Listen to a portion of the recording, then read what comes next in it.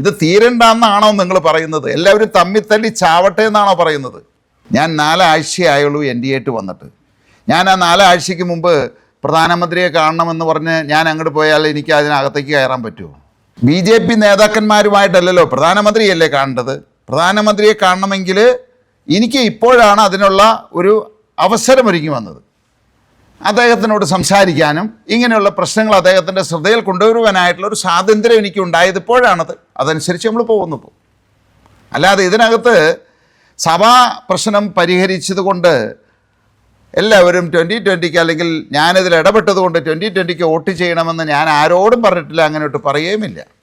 അത് അവരുടെ എല്ലാം വ്യക്തി സ്വാതന്ത്ര്യമാണത്. അപ്പോൾ വോട്ടിന് വേണ്ടിയിട്ടല്ല ഈ പ്രശ്നം. ഇത് ഞാൻ പറഞ്ഞല്ലോ, 114 വർഷമായിട്ട് നടക്കുന്ന ഒരു പ്രശ്നം പരിഹരിച്ചില്ലെങ്കിൽ ഇനി വരുന്ന തലമുറകളായിട്ട് ഇതിൻ്റെ വിപത്ത് ചുമക്കേണ്ടതായിട്ട് വരും.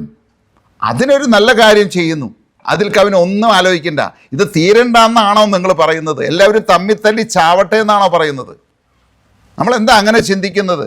ഒരു പ്രശ്നം പ്രധാനമന്ത്രി ഇടപെട്ട് ഈ കൊച്ചു കേരളത്തിൽ ഒരു ചെറിയൊരു വിഭാഗത്തിൻ്റെ പ്രശ്നം പരിഹരിക്കാനായിട്ട് പ്രധാനമന്ത്രി തന്നെ മുൻകൈ എടുക്കുമ്പോൾ അതിനെ അഭിനന്ദിക്കുകയല്ലേ വേണ്ടത്?